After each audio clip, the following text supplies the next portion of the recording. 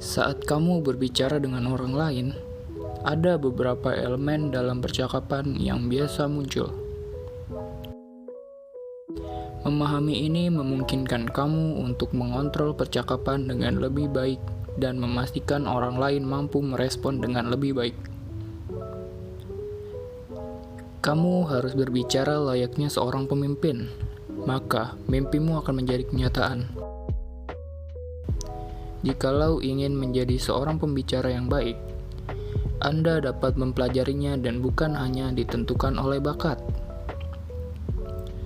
Sebuah ucapan bisa disebut baik apabila bisa menggetarkan hati. Masalahnya, mayoritas orang tidak tahu bagaimana caranya dan mereka pikir itu adalah bakat dan keahlian yang tidak bisa diperbaiki. Ada beberapa hal menarik dari buku Berbicara Itu Ada Seninya, karya Oh Soo-young. Cus, tanpa lama-lama lagi, langsung aja kita bahas. Pertama, memberikan kesan pertama yang baik. Menurut sebuah penelitian, persentase sebuah perusahaan memilih pegawai baru karena kesan pertama mencapai 66%. Menariknya, waktu yang dibutuhkan untuk menentukan kesan pertama seseorang adalah 1 menit, 3 menit, 5 menit, dan 10 menit. Faktor lainnya adalah ucapan singkat. Ternyata, ucapan singkat adalah salah satu faktor yang penting dalam menentukan kesan pertama. Saking pentingnya kesan pertama, dalam sebuah pertemuan tidak ada kesempatan 2 kali untuk memperbaiki kesan pertama yang buruk.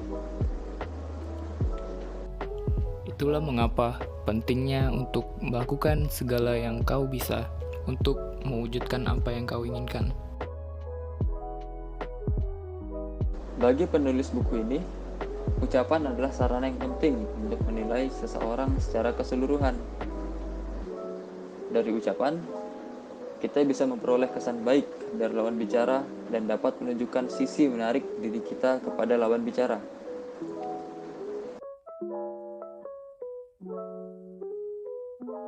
Jadi, bagaimana cara memberikan kesan pertama yang baik dengan ucapan?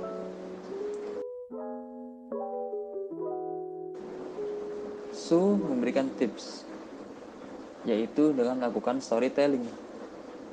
Ini merupakan strategi yang bisa kamu lakukan ketika kamu memperkenalkan siapa kamu. Sebagai contoh, ketika wawancara kerja. Ketika diwawancarai, saat diminta untuk menceritakan siapa diri kamu, kebanyakan orang akan sibuk dengan menyebutkan spesifikasi dan kelebihannya masing-masing.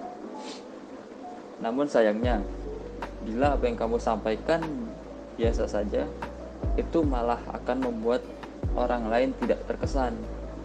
Itulah sebabnya kamu perlu menggunakan storytelling. Contoh menceritakan diri sendiri dengan storytelling dapat dilihat di acara TV-TV seperti Britain's Got Talent dan American Got Talent dan lain-lain. Ketika sang kontestan diwawancarai oleh juri setelah performanya, biasanya mereka akan menceritakan latar belakang tentang mengapa mereka melakukan performa tersebut. Misal, sang kontestan menceritakan bahwa ia akan selalu ingat akan kenangan yang mengharukan ketika menyanyikan lagu tersebut. Dan misalnya lagu ini adalah lagu yang selalu dinyanyikan saat itu. You work at Carphone Warehouse, and you did that. I wasn't expecting that. No, neither was I. This was a complete breath of fresh air. I thought you were absolutely fantastic. Kedua, kenali dirimu dan kelebihannya. Mengenal diri sendiri menurut psikolog berarti memiliki pemahaman tentang perasaan, motivasi, pola pikir, dan kecenderungan kita. hal-hal tersebut memberikan pemahaman yang stabil mengenai harga diri, nilai-nilai, serta motivasi kita. Tanpa pemahaman ini, kita tidak dapat mengukur nilai kita sendiri. Kita harus tahu dahulu kelebihan yang kita punya. Jika menetapkan nilai diri terlalu tinggi, padahal kemampuan tidak seberapa, maka tidak akan ada yang mencari kita. Sebaliknya, jika menetapkan nilai diri terlalu rendah, padahal kita ahli di sana, maka kamu bisa kehilangan ambisi dan kepercayaan diri. So berani minta honor yang lebih tinggi di bidang yang dia kuasai, dan honor yang lebih rendah di bidang yang masih asing bagi dia. Kenaikan honor dia sebagai speaking tutor akan naik secara alami seiring berjalannya waktu ketika namanya semakin terkenal sebagai speaking tutor yang handal. Awalnya dia itu meletakkan nilai yang tinggi, tapi dia menetapkannya sesuai dengan pandangan mereka yang menginginkan dia. Ketika So mengajar kelas khusus wawancara kerja di sebuah universitas di daerah, seorang mahasiswi curhat kalau dia tidak tertarik dengan jurusan yang dia ambilnya sekarang. Dan itulah yang membuat nilainya kurang bagus. Padahal tahun depan dia sudah mau lulus dan takut tidak diterima kerja. Kemudian So minta dia untuk menceritakan kemampuannya. Ternyata mahasiswi ini suka sekali dengan kosmetik.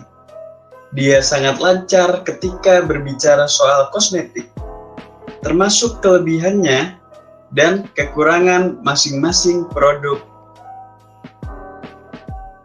Bahkan mahasiswi ini bisa menebak produk kosmetik apa yang dipakai oleh So hanya dengan memperhatikan wajahnya. So lalu menyarankan agar mahasiswi ini jangan berkecil hati, karena dia sudah melampaui kemampuan teman-temannya. Jika So adalah pemimpin perusahaan kosmetik, pasti mahasiswi ini akan langsung dia rekrut. So juga menyarankan agar fokus pada hal yang dia sukai, dan jadikan itu sebagai keunikan dia.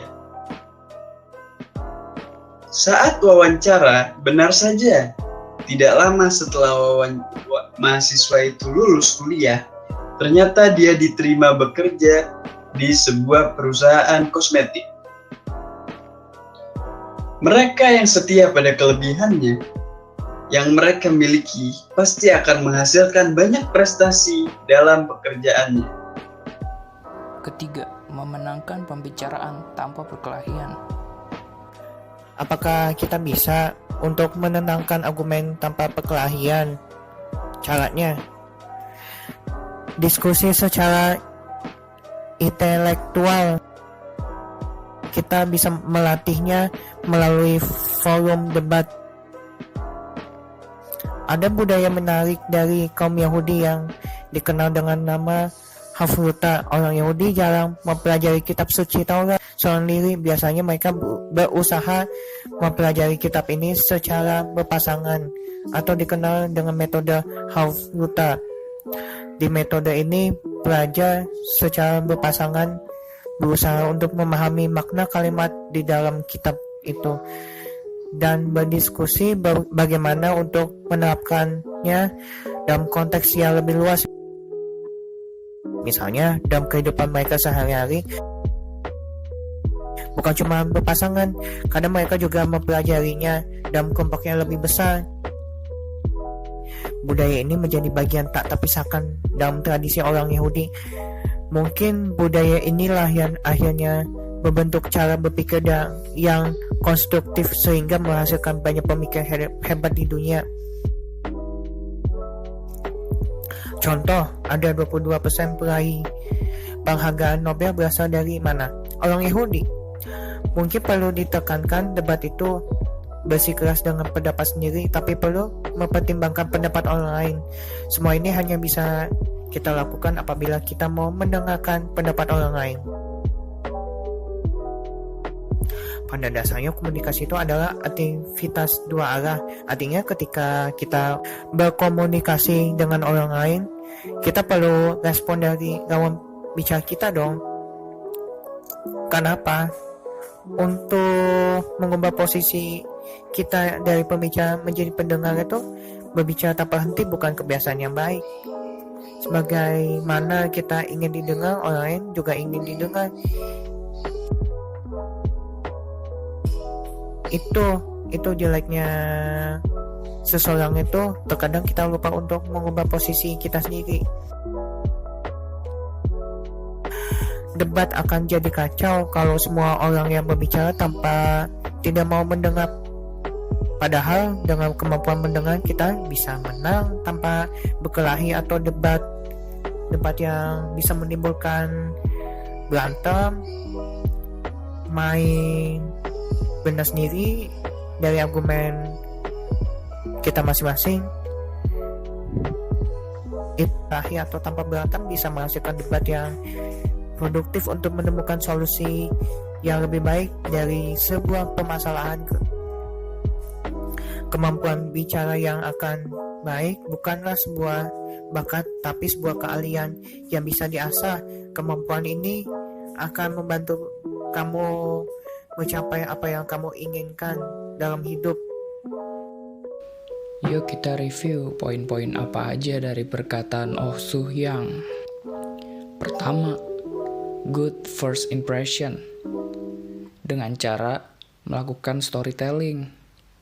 Yang kedua, kenali dirimu dan kelebihannya dengan cara fokus pada hal yang kamu sukai.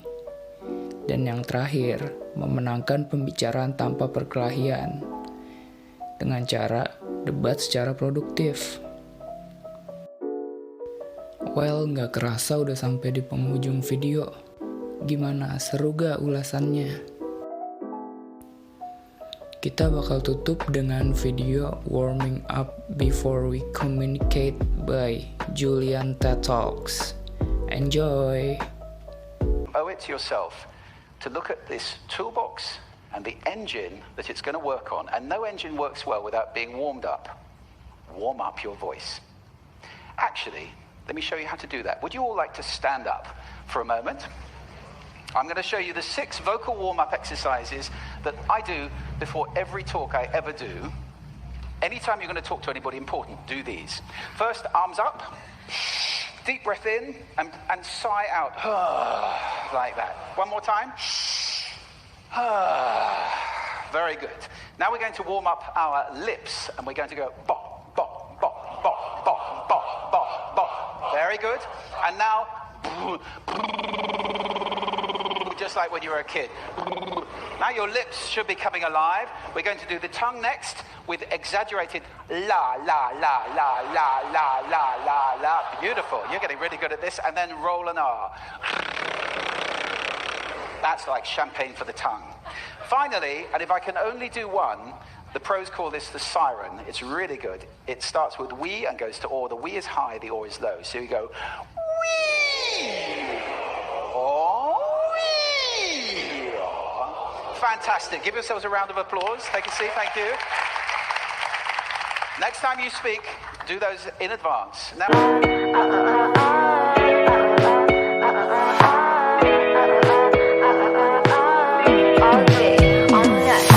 It's been 12 days, I think I'm thinking